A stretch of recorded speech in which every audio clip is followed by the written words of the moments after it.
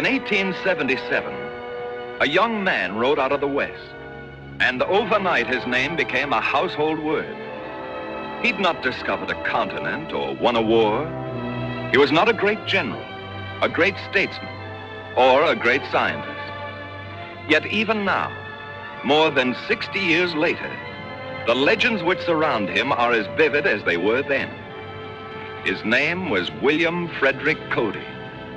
But to young and old, rich and poor, king and commoner, he's known as Buffalo Bill. This is the story of his life.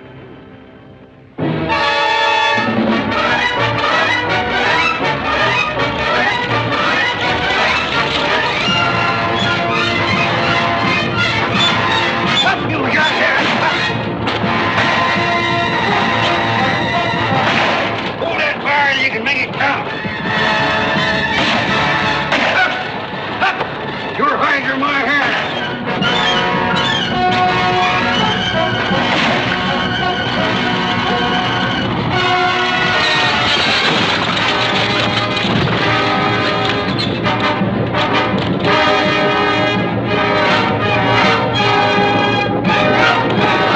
You all right, darling? Yes, Father.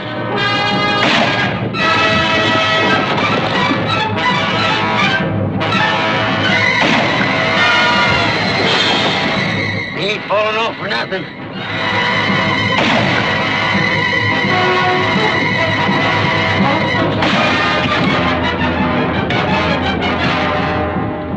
Doggone, there they go, and I didn't even get a shot at him.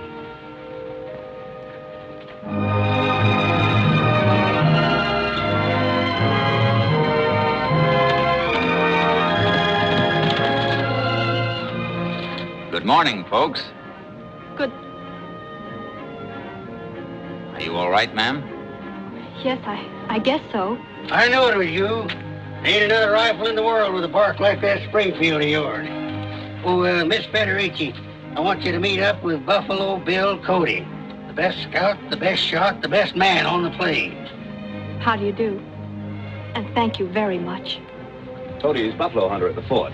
Senator Fred Ritchie. Mr. Cody. I guess I'd better go catch them mules. I'll help the sergeant. My daughter and I are grateful, sir. You've saved our lives. Anyone would figure himself lucky for the chance. But not everyone would have acted so courageously. She's right, Mr. Cody.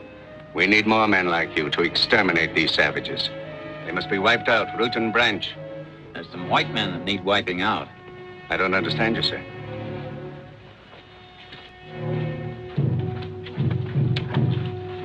This is not a war arrow, it's a hunting arrow. There are no barbs. A hunting arrow? How very considerate of them. Are you implying that we were fair game? Oh, I mean that those were agency Indians, crazy drunk on white man's whiskey. Oh, I suppose that excuses them, out here.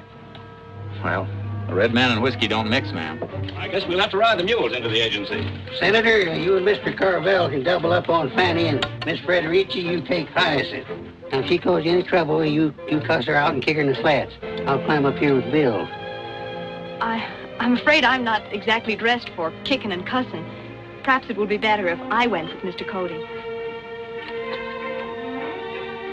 I guess you're right, miss. Prepare to mount. Mount! This is very kind of you, Mr. Cody. I hope it's not too much for your horse. Oh, no. You're light to carry. You go ahead, Bill. Let them move.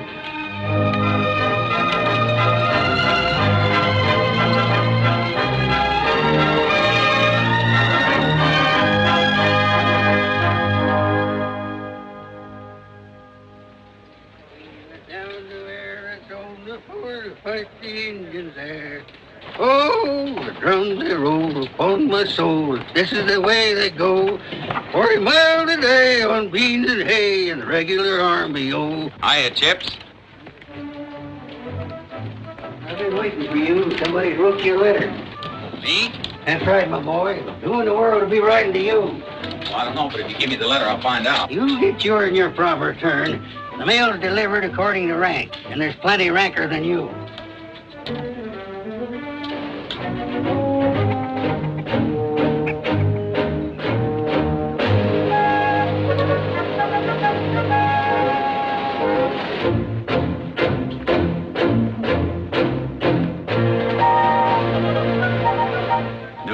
wait for every non-com in the outfit. You wait for every non-com and every buck trooper, too. A civilian don't rate.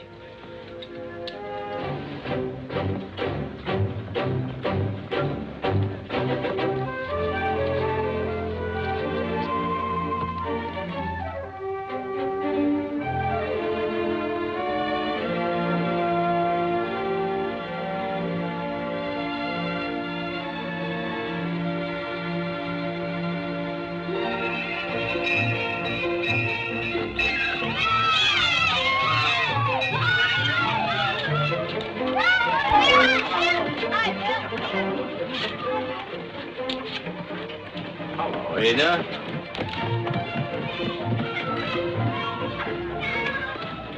You run on home to your mama.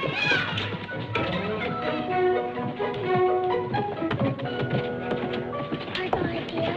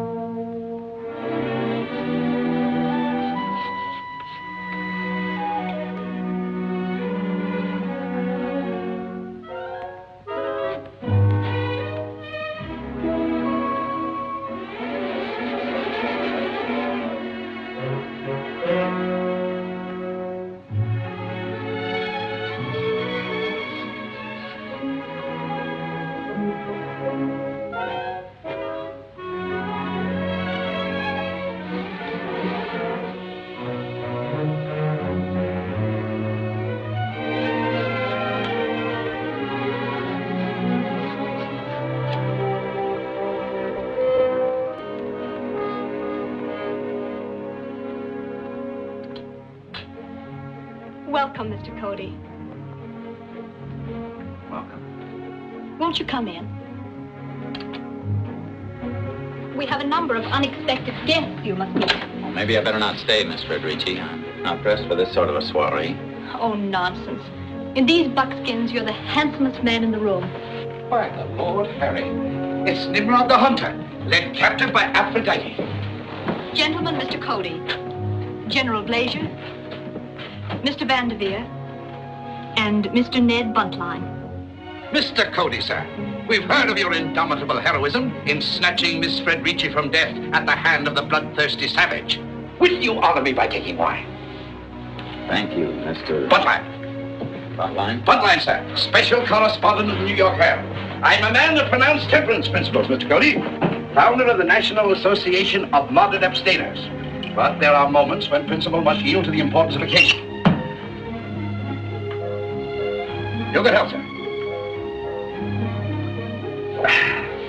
How are you enjoying your trip, Mr. Buntline? You've seen a great deal of the world. What do you think of the West? The most amazing source of inspiration I've ever encountered, Miss Louisa. The wilderness, the torrent, the peak, the unending solitudes where roams the Indian, in all his ferocity, in all his nobility. Well, after seeing his ferocity, I'm a little skeptical about his nobility. Indians are good people, if you leave them alone. Nothing would suit me better than to leave them alone. All alone.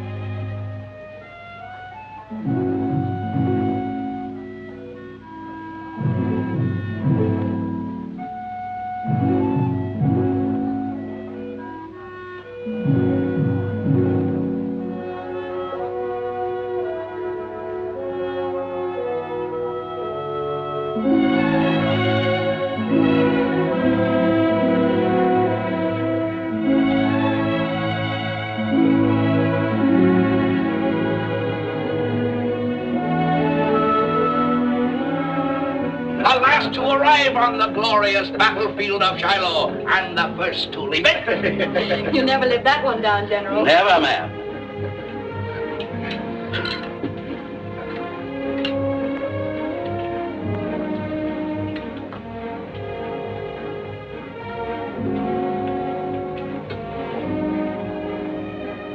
I made this myself, Mr. Cody. I hope you'll enjoy it. It's a trifle.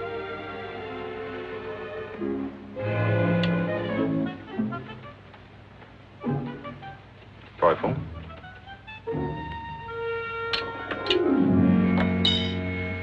Oh, how stupid of me, Mr. Cody. Do you mind?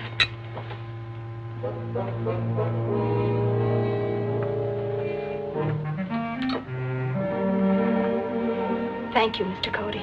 Thank you. Well, gentlemen, I'll leave you to your port and politics.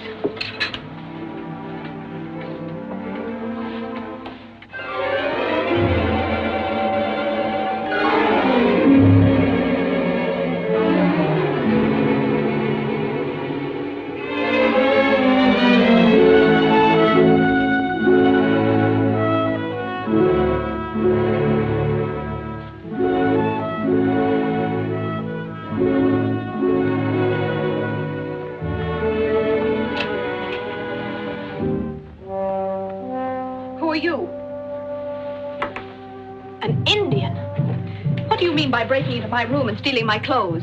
I didn't come here to steal. Maybe you Indians have another word for it, but that's my dress you have on. I tell you, I didn't come here to steal. Perhaps you'll explain to me just what you're doing in my clothes. I wanted to find out something. And just what, may I ask? I wanted to find out if I could be as beautiful as a white girl. In a white girl's way.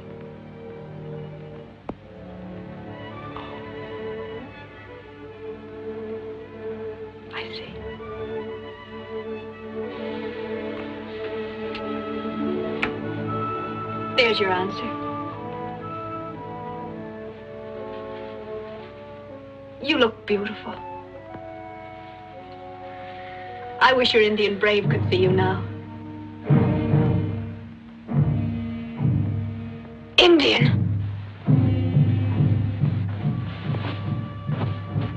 What is it? What did I say to offend you? Please, I'd rather you kept it. It was so becoming to you. I don't believe you. You don't want it because an Indian wore it.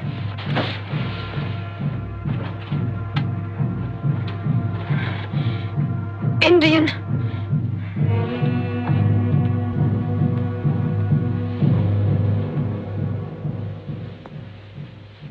Well, Senator, have I made myself clear? Perfectly.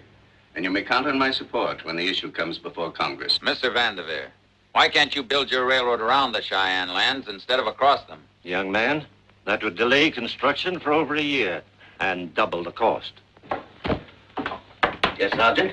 We found him, sir, but we had a little trouble. Bring him in. A distinguished visitor, gentlemen. Yellowhand.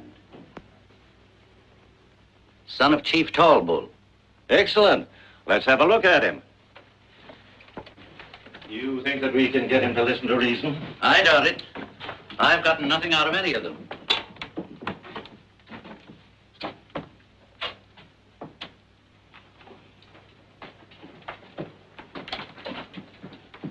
How, Yellowhand? How, Pahashka? Tell him his people must move out of the Smoky Hill country within 30 days. I understand your words. I've been to white man's school. We've hunted and fished together since we were so high. Once you saved Yellow Hand's life. When you do an Indian a favor, he never forgets it. If you do him bad, he never forgets that either. Very interesting. Now tell us, Yellow Hand. They give themselves amazing names. Tell us why your people refuse to obey the order to move.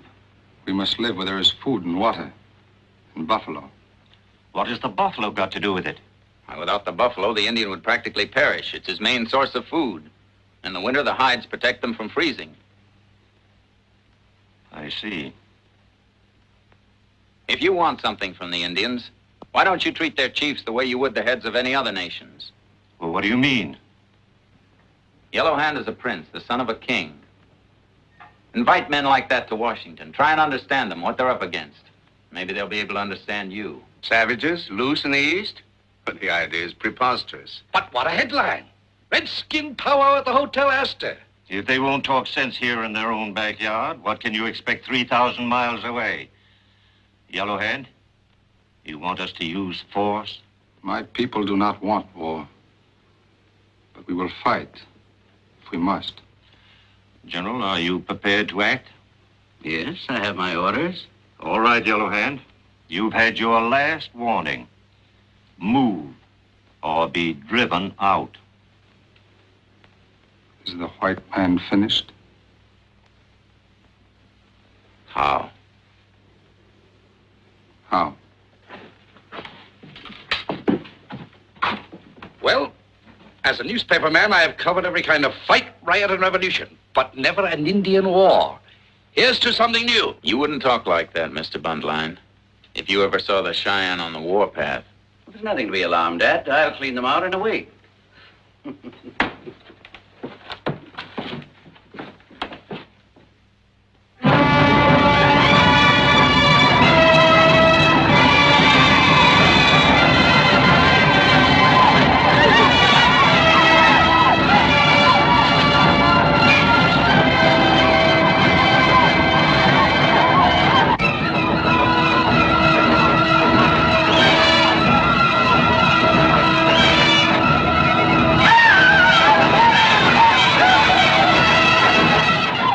Cheyenne had no choice. The tribes gathered and rode to war 1,000 strong. They struck the settlements and outposts like a whirlwind of destruction, killing, burning, spreading terror through the countryside.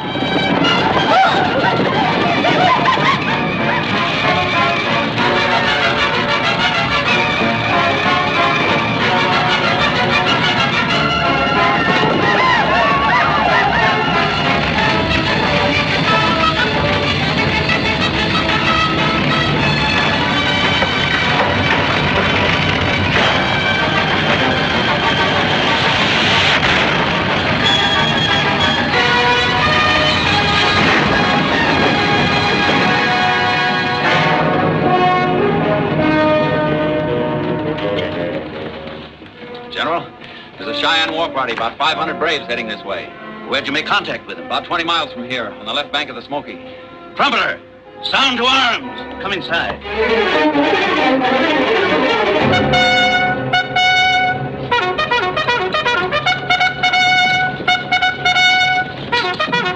Go swiftly to my brother Yellow Hand. Tell him there's an old man here at the agency, a medicine man, great in the Council of the Whites. You understand, Crowfeather? Tell my brother that if this man is taken hostage, it will make it easier for the Cheyenne to make a good peace. 3 days' rations and forage, 120 rounds per man. The column will move in 30 minutes. Very good, sir. You don't mean you're going to meet them out in the open? Certainly I'm going out into the open to meet them. Doesn't sound like a very good idea to me. Cheyenne are a shifty lot. I'll attend to the strategy, Cody. And my strategy is the attack, now and any other time.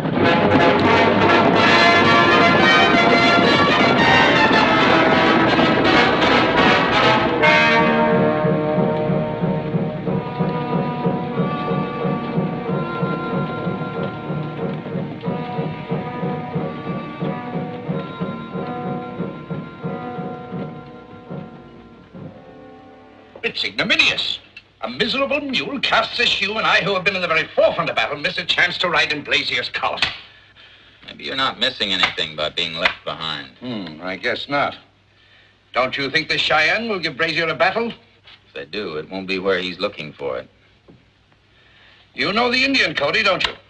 Nobody knows the Indian. I've had to fight him since I was 14. Pony Express, stage driving, scouting. Indians never do what you expect. What's that? The Indians. Blazier's not between them and the settlement anymore. Well, where are you going? To the agency.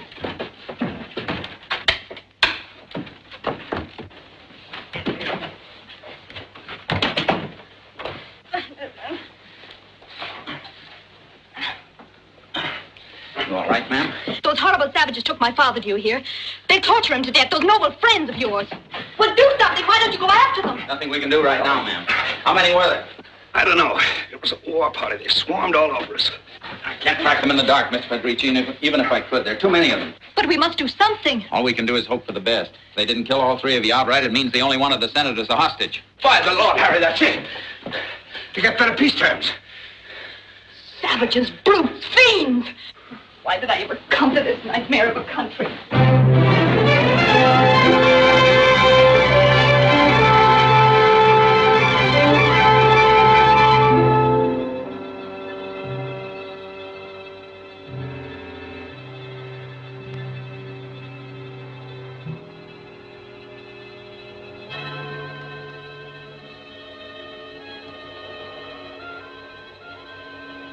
How?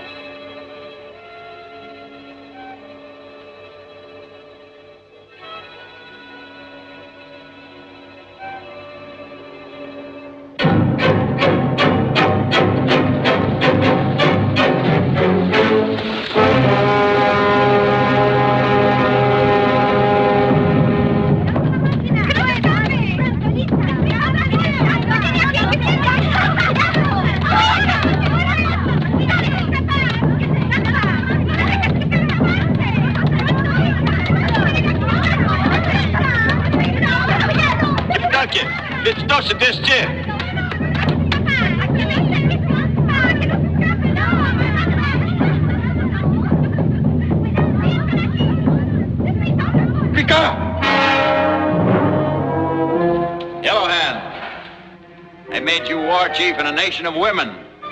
Your squaws can't make me run. Get down from your horse and see if you can. Don't be afraid. My hands are tied. Let them alone. They've got more grit than your braves. I came in peace because I thought the Cheyenne were men. They're squaws. Such words have no place between warriors, Longhand. Thanks, Yellow Hand. More comfortable. Padunkeneskon Yaginina. Exka makapiamo napikwan. Iktenikye inir. Apanakasinistone taki puet. Kimema ikakene. Ketstinawa. It is the word of my father, the Cheyenne will make peace. The land between the two rivers is left to us. If the white men will hear the word of my father, let them come to powwow at Council Grove. If they will not hear his word, let them come armed for war. My father has spoken. I will carry his word. Then go, Pahashka. I'm not going without the white man you took from the agency. The white man is a hostage. My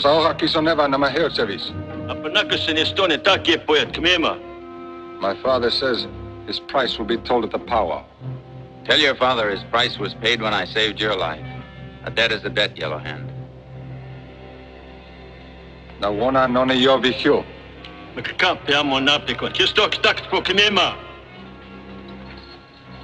A debt is a debt. The white man will return with you. Thanks, Yellow Hand. You've acted like a friend.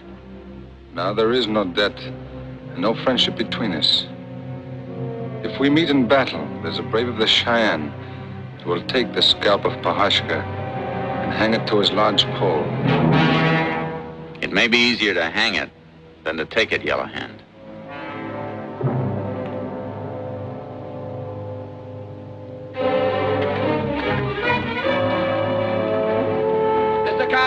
Mr. Carvel, Buffalo Bill is here.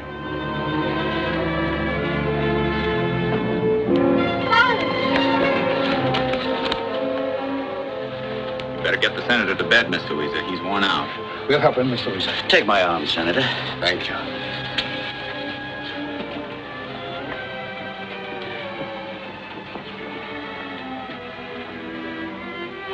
I wish there was some way of saying what I feel, or some way of repaying you for what you've done. Maybe there is, Mr. Weezer. Me and Powderface would like to show you some of our country before you go away. I would love you to. We'd like you to know what there is about it that gets under a man's skin. I'd like to.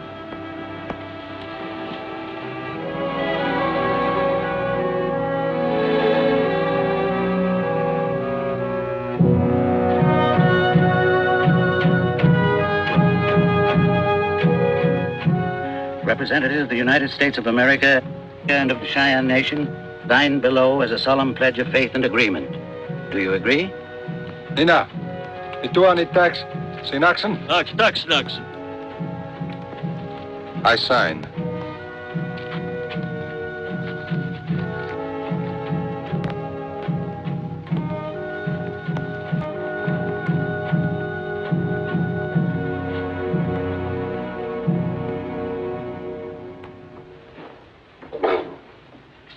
I hate to see you go, Ned. Now that the fighting's over, what'll you be writing about next? Well, I was thinking of turning my pen to the realm of romance. A novel about the West founded on my own adventures. Sure like to read that. You know, Bill, I was even considering including some of your exploits. But no, you'd never do for a hero of romantic fiction. Guess you're right about that. You look like a hero, act like a hero, you even rescue the heroine, but you don't marry her. Well, I'm going to. What? You mean Miss Louisa? I sure do. You've asked her? No, not yet. No. Come in. Oh, Mr. Buntline. Are you ready, Bill? Just about, I should say, ma'am.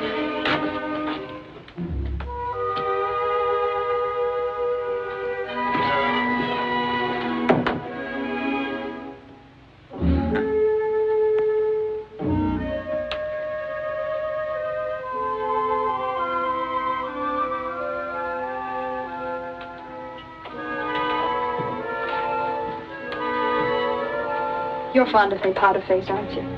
Any horse would be, ma'am. You're light to carry and you sit quiet. That's what you said the first time we met. You're repeating yourself, Bill. Yeah, well, Powderface is a horse of sound judgment, ma'am. His sentiments are all right with me. Anybody he's fond of, I'm fond of.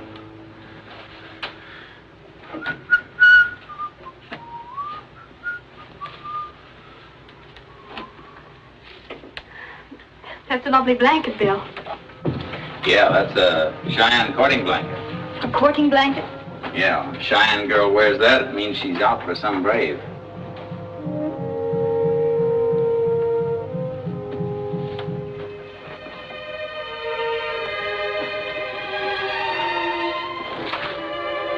How does she wear it? Like this.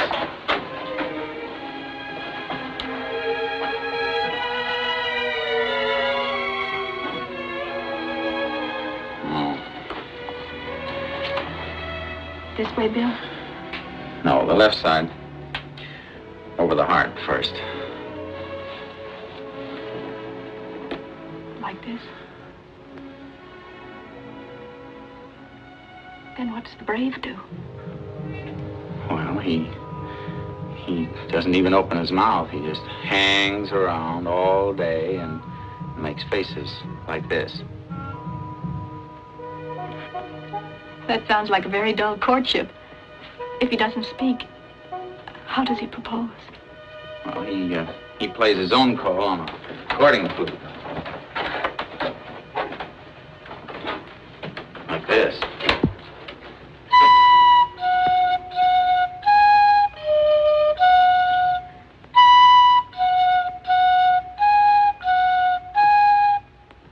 What does the girl do if she wants to accept him? Well, she opens the left side of the blanket and takes him into it.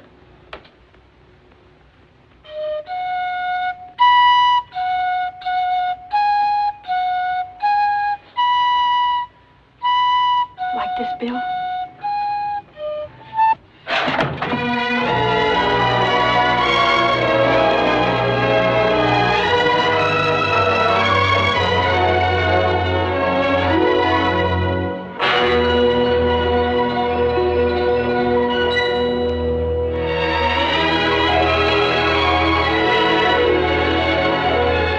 And so the lady from the east became the bride of the man from the west. He built her a cabin in a valley not far from the fort, and they settled down to a frontier life.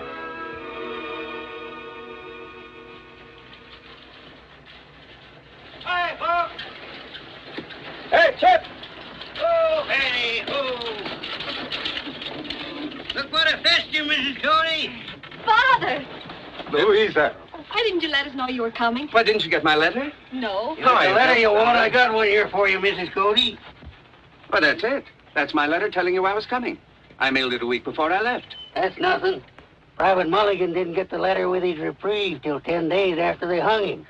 Come to think about it, he never did get it. Hey, Bill, would you get the senator's bags? Come on, boys. Well, it doesn't look as if you young people have been living in luxury for the past 2 years. That's being changed, though, right away. What do you mean, Father? Vanderveer's starting a new industry here, a tremendous affair. An industry here? Yes, my boy. A craze for buffalo robes has swept the East. People will pay anything for them. Vanderveer's formed a corporation. I'm on the board myself. And you, Bill, are going to direct the field operations. Field operations? Yes. Hire every hunting outfit available. We want all the hides you can get, and more.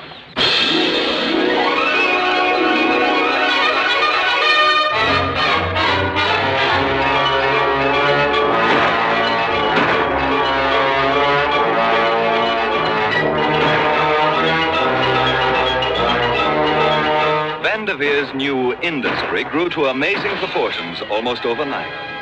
The craze for buffalo robes swept the East. They brought big prices. Buffalo hunting became an organized business and degenerated into a wholesale slaughter. For a time, it became the sport of the world, bringing sportsmen from every land. And in a single month, 5,000 head were slaughtered.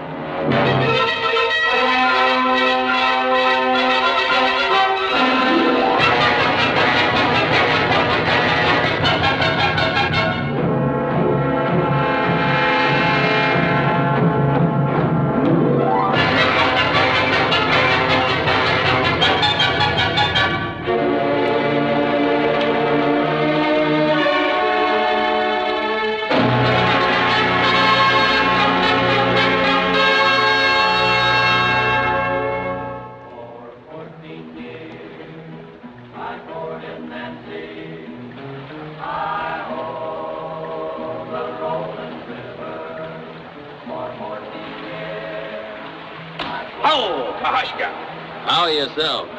Sit down, Ned. No, thank you. A slight saddle concussion makes standing more agreeable. How does the Grand Duke like buffalo hunting? Thinks it's the greatest sport he's ever seen. Nothing like it in Russia. He wants you to come over and join him in postprandial potations.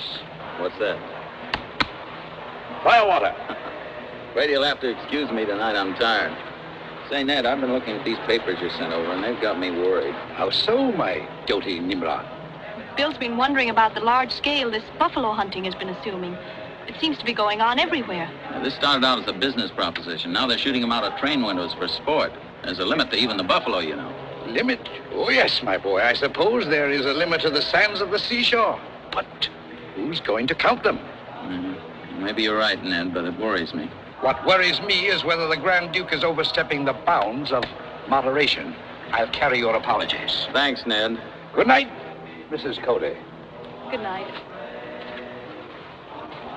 Bill, why didn't you join the Grand Duke? It's not very often you're going to get a chance to hobnob with royalty. I like my present company better. You know, I was afraid when I brought you here, but now I'm glad. You've been happy. Bill, at this moment, I'm happier than I've ever been before. I'm happy, too. I'm tired. Nothing in the world can move me right now. I wondered. No, siree. Not even the Grand Duke himself could budge me tonight. Suppose it was someone much more important than the Grand Duke. Who could that be?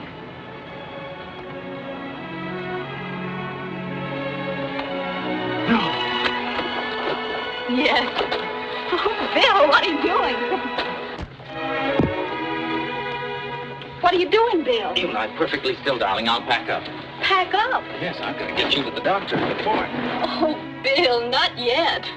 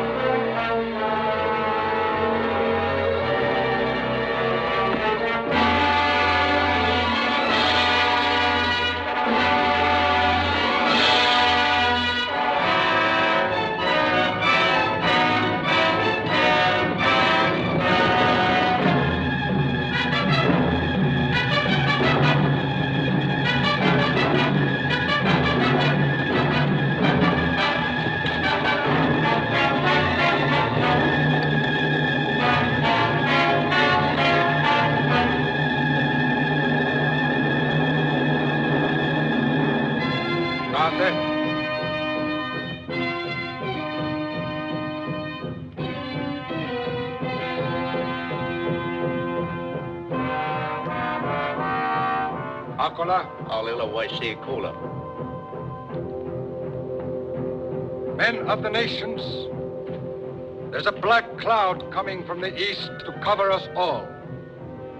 We, the Cheyenne, have called our brothers of the Sioux so we can hear their words about this thing. Yesterday, the buffalo was many as the blades of grass upon the prairie. Today, the buffalo is few as the leaves of the oak tree in winter. The white man has done this thing so the red man will starve. When the buffalo is gone, we starve. We have no meat to eat, no hides to make teepees, no robes to make beds. Brothers, it's not good for man to hear his woman and children crying. It's a bad thing for a man to starve.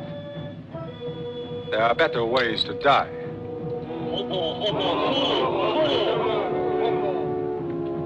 The word of the Cheyenne is the word of the Sioux.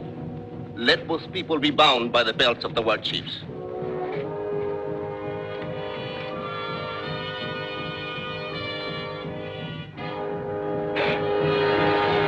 It is the belt of Yellow Hand, war chief of the Cheyenne. It is the belt of Gracie Horse, war chief of the Sioux. The Sioux and the Cheyenne will strike together. The Sioux must strike first. But why the Sioux? The Cheyenne are ready. In the land of the Cheyenne, I have many white soldiers. In our land, are few. My brother is wise in war.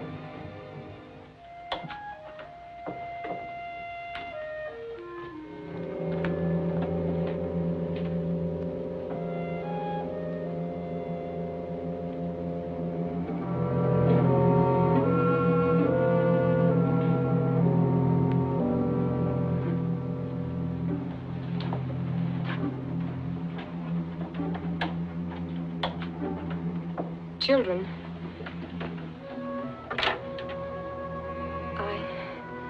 I'm called away. I must go back to my people. Go to your homes. There will be no more school.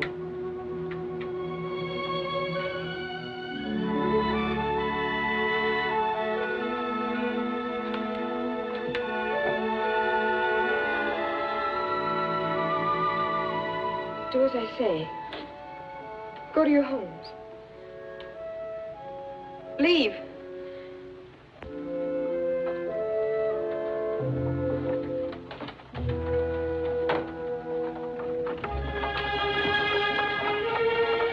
Do you have to drive so slowly, Bill? I'm not taking any chances.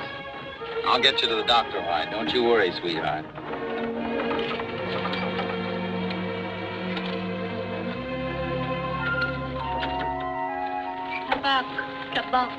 Tobacco, grandmother?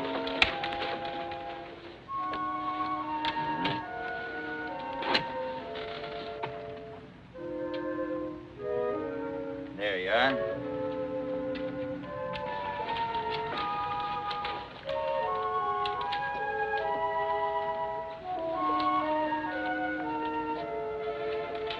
What's she doing here all alone? She's just old. Indians get too old to travel, why they're left behind with a little food and fuel. To die? Yeah. That's terrible. Can't we do something for her? Well, it's the way of her people. There's nothing we can do. Here am I going to bring a new life into the world, leaving an old woman behind to die. That's nature's way, Louisa. When anything becomes too old to be useful, it's just pushed aside. But it shouldn't be. That's why we have civilization.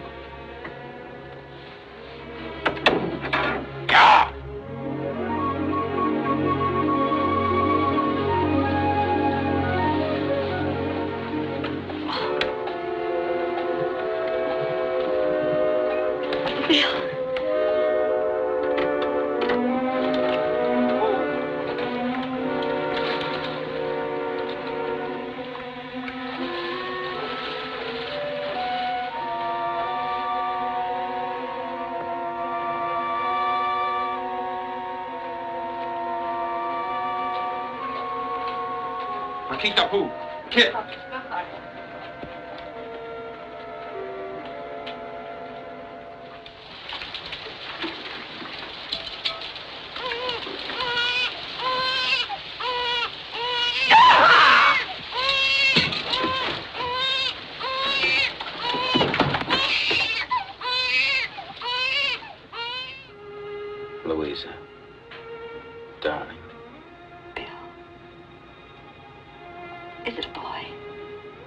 It's a boy.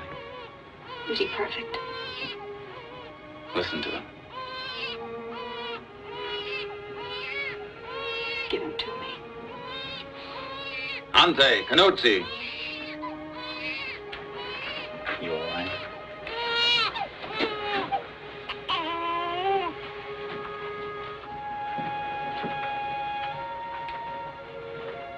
We name him after the greatest scout that ever lived, Kit Carson. Kit Carson Cody. It's a lovely name. Bill, couldn't we take him east? East? Well, what would we be doing in the East? I want him to be safe. To have care, doctors, schools. All the advantages of civilization. He'll have care. He won't need any doctor. He got here without one. Schools. We'll think of that when the time comes. It would be nice to go east, though. But it doesn't matter where we are, Bill. As long as we're together. The three of us.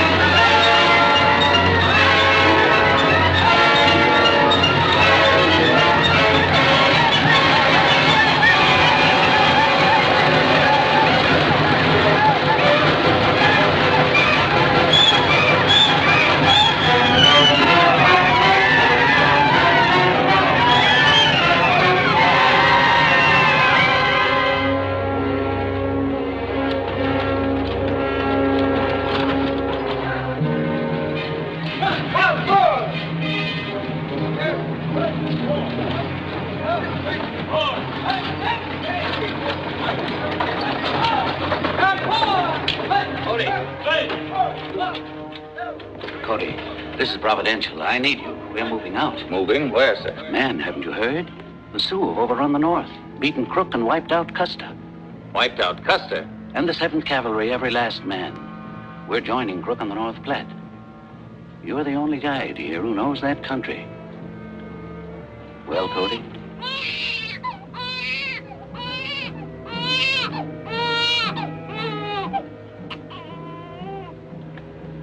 You see how it is, General. Yes. But you know what this disaster means. You're a civilian. I can't order you to do anything. But I can leave it to your conscience. We move in 2 minutes, Cody. With or without you.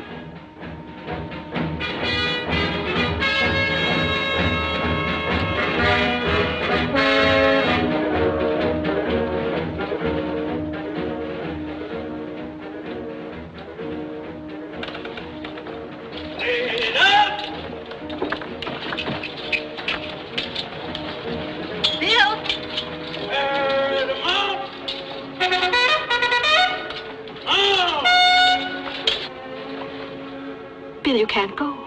I don't want to go. But you're going.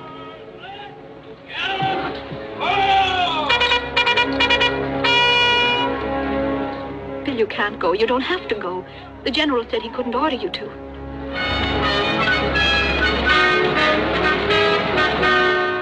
can't leave us. Nothing matters so long as we're together, the three of us. Bill, I loved you. I could endure anything as long as you were with me. You wanted a son, and I bore him for you like a squaw. But he's mine as much as yours. If you leave now, it's forever. I'll take him back east with me, to civilization, to safety.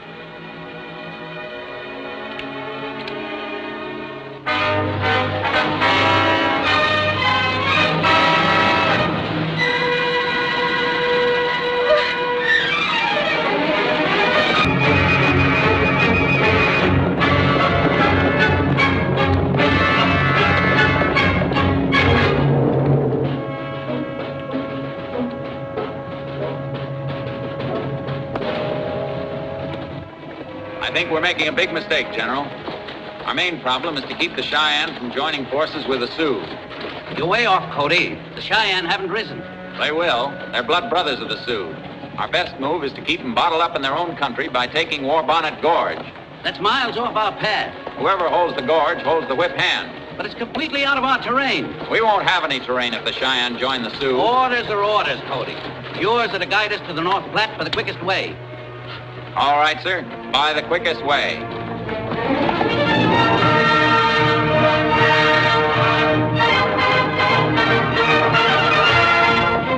Hey, Tim! We're changing direction here. I thought the North Platte would be that way. Well, this is a shortcut. The old man wants to go by the quickest way. Trooper Smith, hold on until they troop to change the direction. Clancy, wake up. You fall asleep again, I'll travel the price out of you.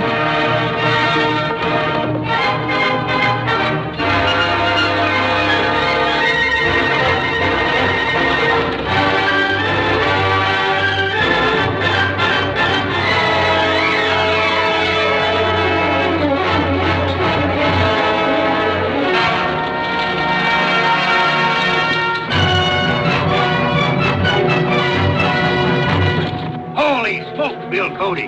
Them Cheyenne. Where are we? War Bonnet Gorge. We've got to hold it till the column gets here. Nancy, here's that dollar I owe you. Come on, boy!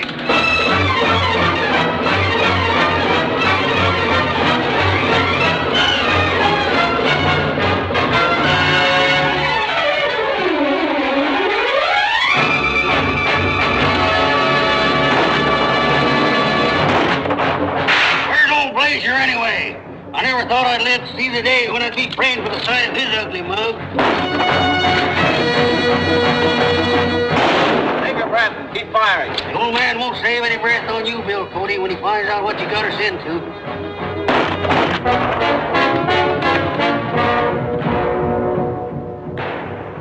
Sounds like the point's engaged, General. Sound the gallop!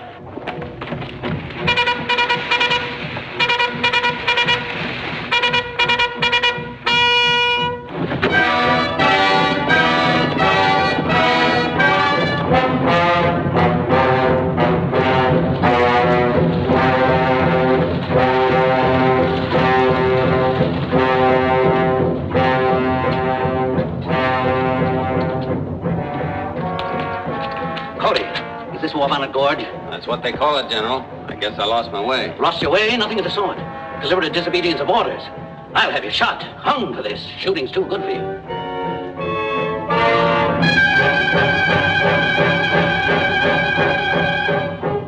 There they are, forming to charge. If 16 men can't hold them till the troops get here, we're scuppered thanks to you, Cody.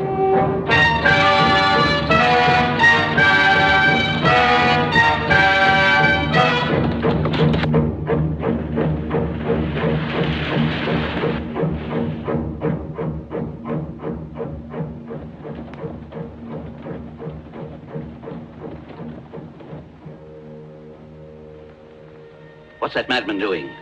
Making medicine? Wait. That's Yellowhand. Don't shoot. You fool, what do you think you're going to do? Save you 5 minutes, maybe, so the troops can get here.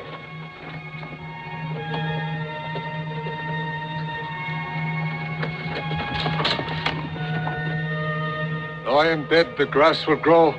The sun will shine, the stream will flow. Though I am dead, the grass will grow. The sun will shine, the stream will flow. Bahashka! Turn back, Yellow Hand. Take your people back to their own country. The Cheyenne have no part in this war. The Cheyenne have part in this war. The white men have fallen before the Sioux. Now they will fall before the Cheyenne. There is no need for war. Let us speak fair words in council. There are no fair words in the mouth of a white man. This time it is the lances of the Cheyenne that will speak. And now, why do you turn away, Yellow Hand? You said a brave of the Cheyenne would hang my scalp in his lodgepole. I don't see him, Yellow Hand. Where is he? In the lodges of your women? Ah, Boshka! There it is!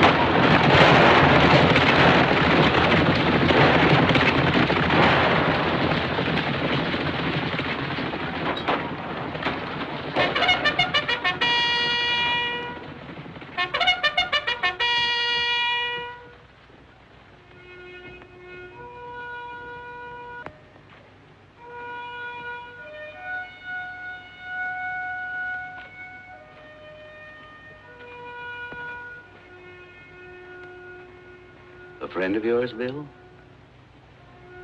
They were all friends of mine.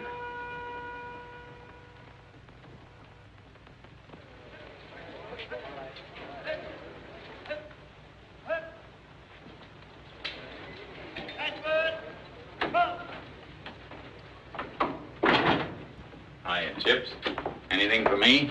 There is, you'll get it in the order of your rank. I'm thinking that won't be soon, what with 6 months' mail to be sorted. Supposing I find it myself. If you find it, you can keep it. You'll get no delivery from me except in the proper military manner. And you know what that means. Yeah. We're down into L1 to fight teams. Here's one. Yeah. Is your wife? No.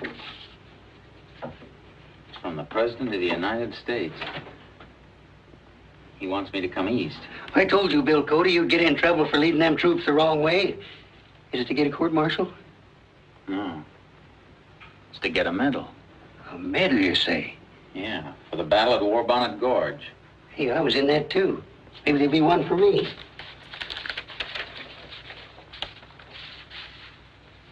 Here it is. Same envelope. Private Chips McGraw, 5th U.S. Cavalry, Department of Missouri.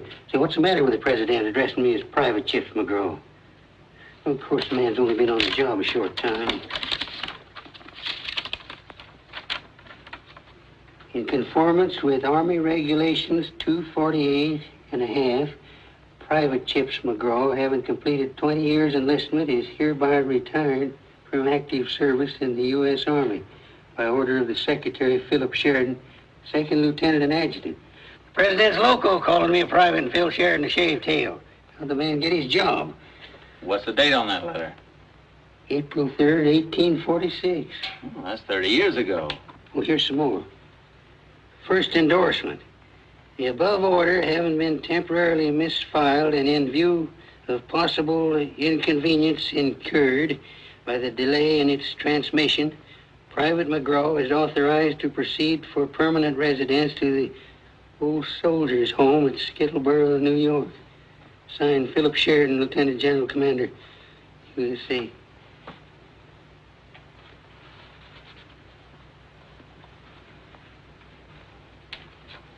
Me that's been praying for a letter for 50 years. This is what I get. Tough luck, Chips. We'll go east together anyhow. In the prime of my life, me that's just whipped the Cheyenne and could do it again with one hand. Going to the Old Soldiers' Home. And I got more lead in my carcass than that shaved tail Phil Sheridan's got gold braid.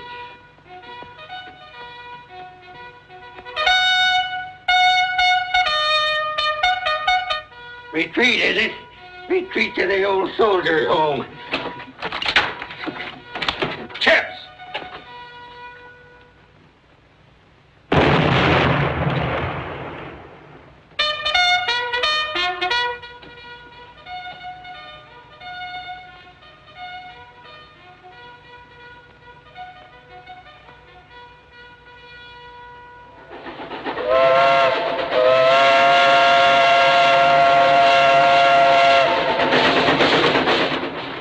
Proud man you ought to be, Bill Cody, going to see the president.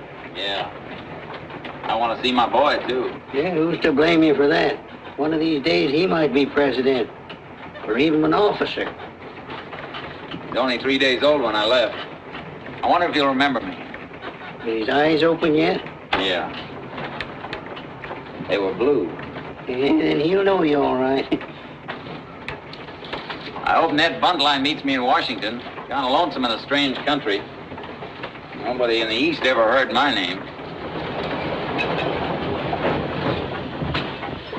Hey, Bill, let's go get me some tobacco. All right, Chips.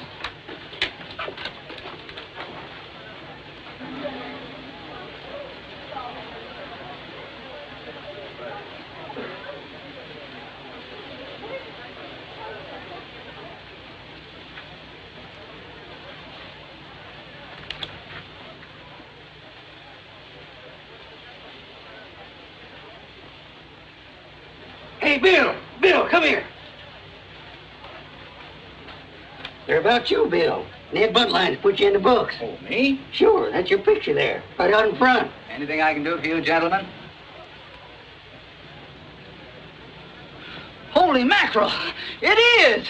Hey, Joe! Mary! Lizzie! Buffalo Bill's out here! Come on! There's Buffalo Bill! Come on, Chip. Hey, folks! Hey, folks! Here's Buffalo Bill! Buffalo Bill! Buffalo Bill!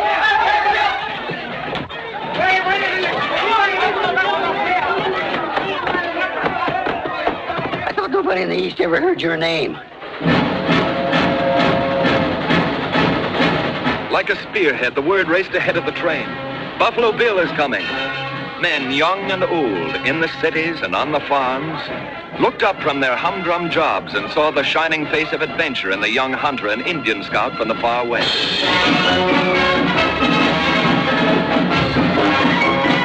They knew and loved his story. And as he passed by, for one brief moment, they seemed to share in all of his daring exploits. Adventures they themselves could never have.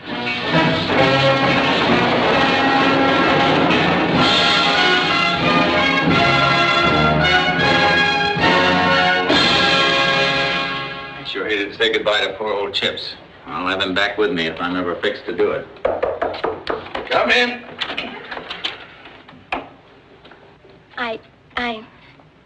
I've got the horse stabled all right, sir. He's well taken care of. The White House carriage is out in front. Good. My wing-footed Hermes. Here's $1. If it's the same to you, I'd rather shake hands with Mr. Buffalo Bill. That's the first time any handshake of mine was ever worth $1. Thank you, Sonny. Thank you, sir.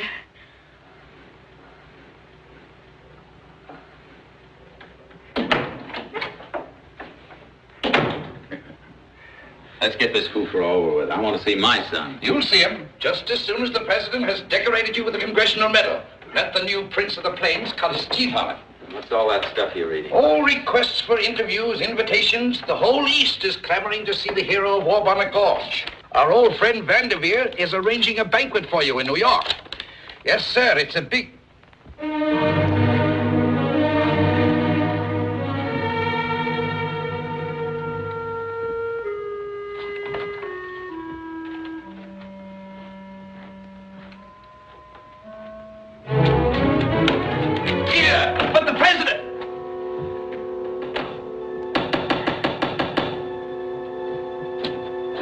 Where's my son? He's upstairs, sir.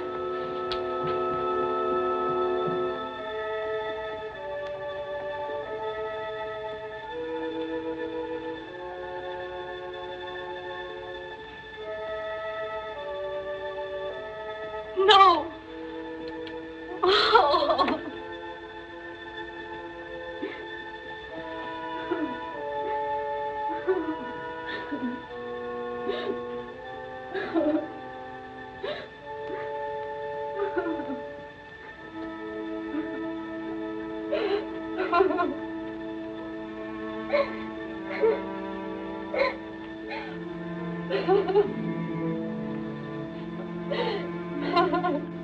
What killed my son?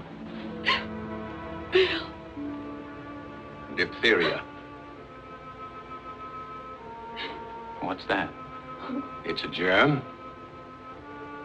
Where does it come from? From water systems, from sewage.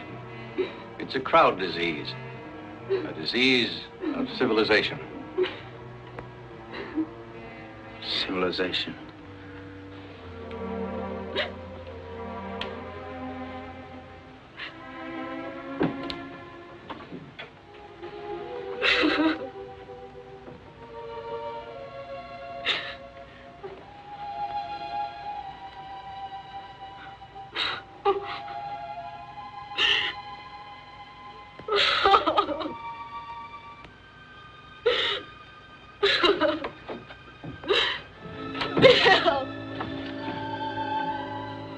The West wasn't good enough for him.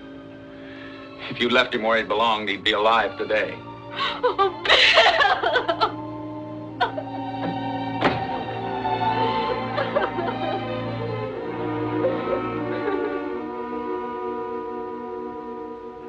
The president knows why you didn't show up, Bill. His deepest personal sympathy goes with that medal. Now, that's what they give you for killing Indians. Indians that can live against nature and feed and clothe themselves with nothing but their bare hands. Don't you think we ought to leave? And who gives it to you? They're pot-bellied, civilized citizens who couldn't walk a mile with an Indian. They give you medals. Try to control yourself. The people are listening. Well, let them listen. Anybody who could hold his own against Indians doesn't have to shut up for these people. Any 10-year-old kid who was born and raised like an Indian could whip the daylights out of him. Any kid.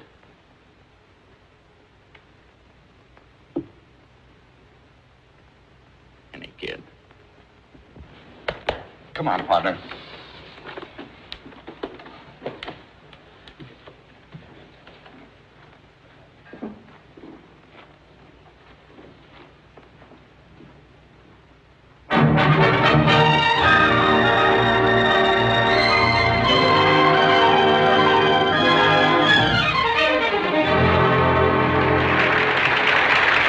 Civilization, Mr. President, creates its own forces.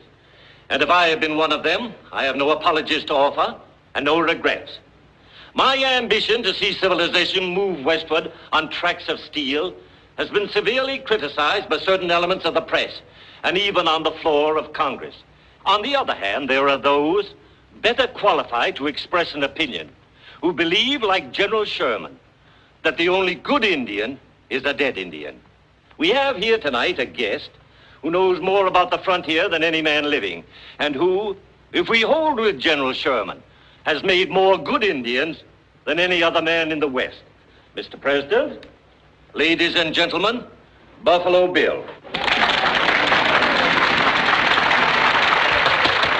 Take it slowly. Don't get nervous.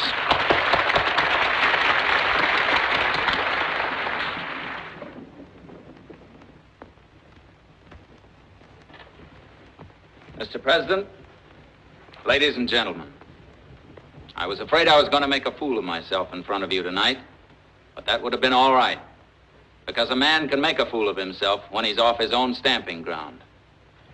But when a man makes a fool of himself on his own stamping ground, there's no excuse for him. I don't hold with General Sherman that a good Indian is a dead Indian. From what I've seen, the Indian is a free-born American who will fight for his folks, for his land, and for his living, just like any other American. Holy Jupiter, this is dynamite. If you knew the Indians, if you could see them for yourselves, how they live against nature with nothing but their bare hands, you'd never force them to break treaties to keep from starving.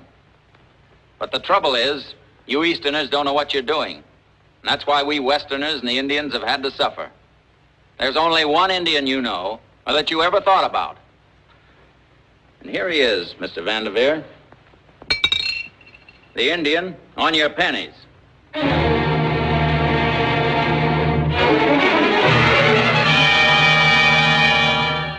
Man, do you realize what you're up against? Do you think Vanderveer's going to let a hayseed like you ride out of the West and get away with a thing like this? You're crazy. I tell you, there's nothing Vanderveer won't do. What can he do to me? I don't know, but it'll be plenty. Uh-huh. Now, look, Bill, I like you. I built you up, and I don't want to see him tear you down. Well, I'll take care of myself. All right. If you insist on being a martyr, good luck to you, Bill. I'm off to Mexico, but I'm warning you, Vanderveer will stop at nothing.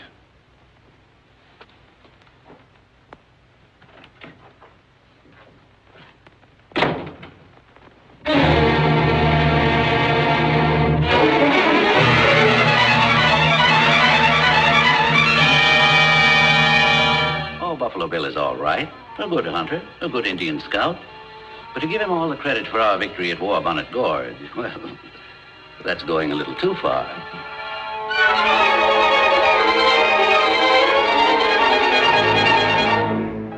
I tell you, Buffalo Bill's a fraud. I was at War Bonnet Gorge myself. He didn't have any more to do with killing Yellow Hand than I did.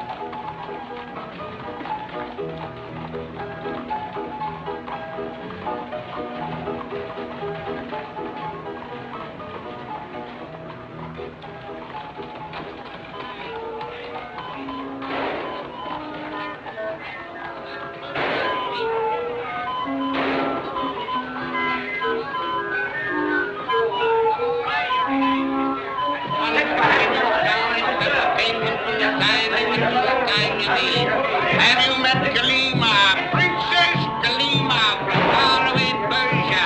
She escaped from the harem of the Sultan at the risk of her life. Inside, she danced, she moved up and up from neck to neck without moving her feet. Rang the moon, the strong hair, the wild Paris, the wonder boy. Try your eye, mister. A dime will get you $1. What's the matter? Ain't you got no sporting blood in you? Maybe. Haven't you? Sure. You got a dime, but I'll gamble this against your $1. What's that? Judas. Hey, Muldoon! Come here! Will you look what this hobo wants to sell for a dime? Holy St. Patrick. The Congressional Medal. Where did the likes of you get this? The place called War Bonnet Gorge. War Bonnet Gorge. Well, think of that now. Well, I'm taking you to a place called the Station House. What for? It's my medal. I'm Buffalo Bill Cody. And I'm Jenny Lind. Now, will you take a walk with me, or must I sing you a lullaby with me nightstick? I am Buffalo Bill Cody. You know, if I was pretending to be someone, I wouldn't be that faker.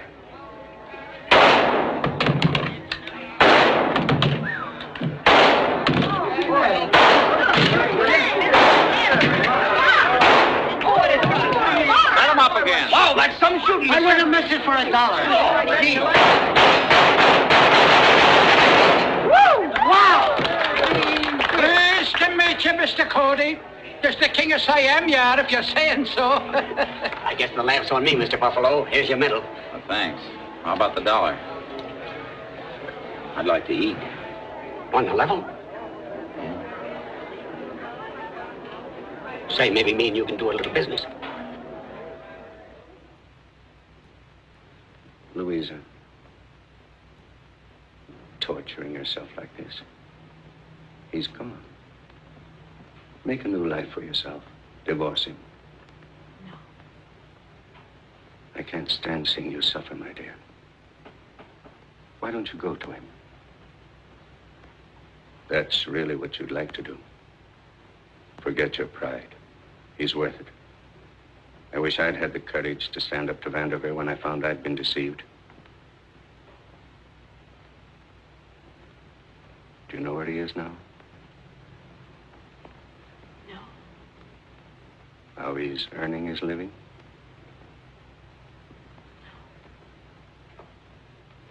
He's posing at the Wonderland Museum in New York.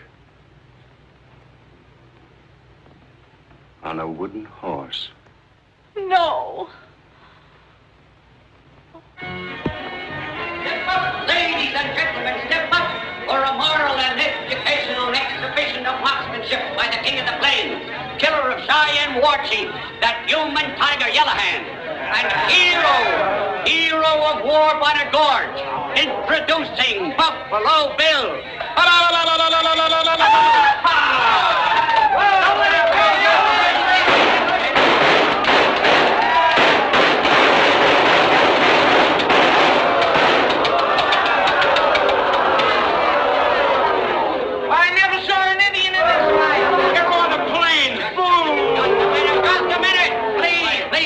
The management is aware of a difference of opinion as to Mr. Cody's exploits. Be that as it may, ladies and gentlemen, in order to prove that he is well able to do anything he claims to have done, the management makes this standing offer at each and every exhibition. It will give the sum of $1,000 in gold should Mr. Cody fail to shoot a silver dollar from between the fingers of any man, woman, or child who will volunteer to hold the same. Why don't you hold it yourself, mister? Because it is an unfortunate weakness of human nature to distrust a man of my profession. Ladies and gentlemen, you would think it was a trick. That is why the offer is made to you. I furnished the dollar. You furnished the fingers. Now, are there any volunteers? Step right up. Anyone at all? Come on, any volunteers in the crowd? Anybody at home? I'll hold it. The management assumes no liability. Now, madam, if you'll step back on that little platform, and there's no reason for her to be nervous.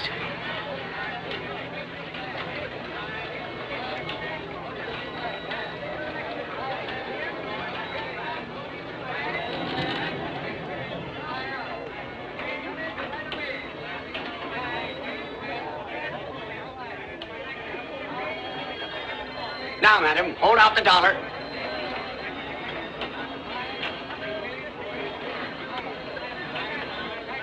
Wait! Don't fire! She's holding a penny!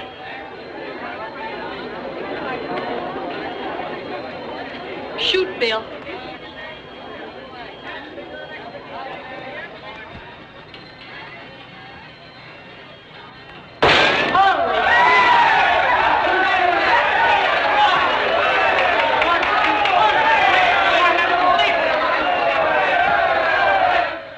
You're still fond of me, aren't you, Powderface?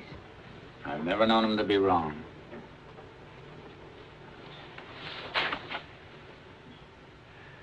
But you can't stay here. I can go wherever you are. Once I made the mistake of leaving you. But I'm a man on a wooden horse. You saw for yourself tonight. You wouldn't be on a wooden horse if you'd go back to the people who know you.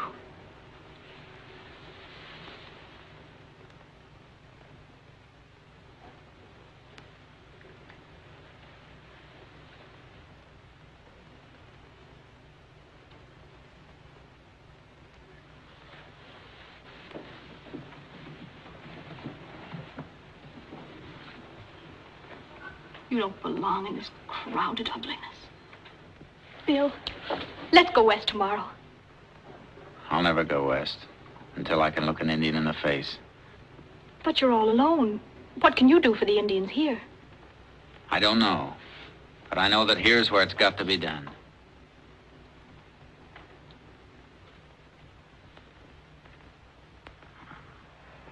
Now, don't forget, aim at the jet of water right under the ball. And squeeze, don't pull.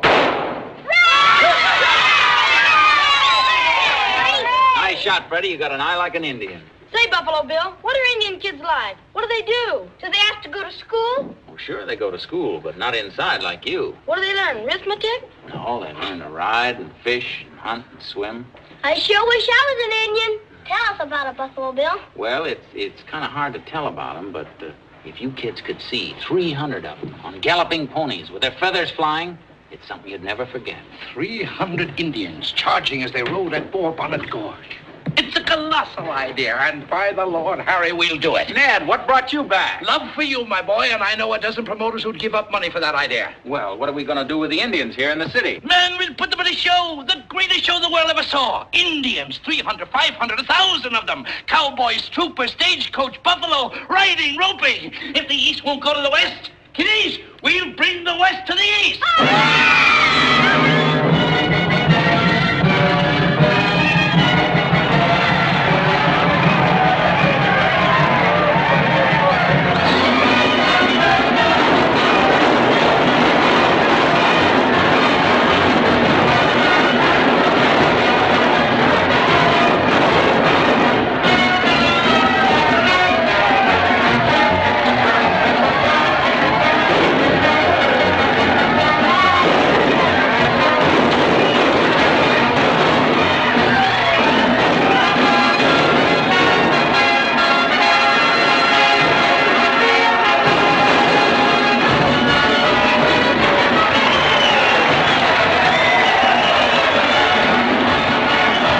Almost overnight, Buffalo Bill's Wild West show captured the imagination of the public. He brought the western frontier and the Indians to the sidewalks of New York. The city folk saw for themselves the true pioneer spirit of the West. As the years passed by, he toured the world and was acclaimed by all. Presidents shook his hand. Queens and prelates gave him gifts. And children the world over gave him their love. And because the most lasting of all is the fame which passes from one generation to another, his name came to typify to all of us frontiers and freedom, adventure and fair play, the spirit of the West.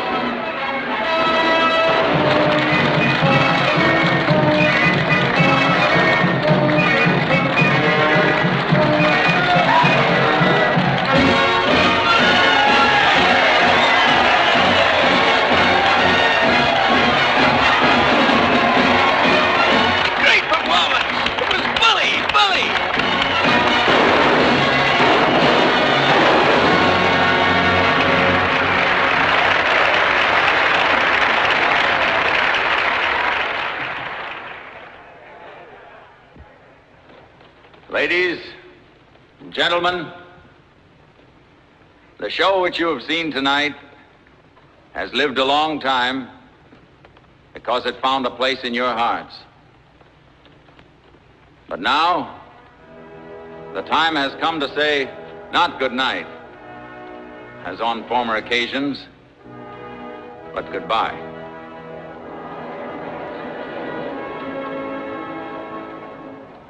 Hand in hand, my wife and I are returning to our home in the West, to the sunset.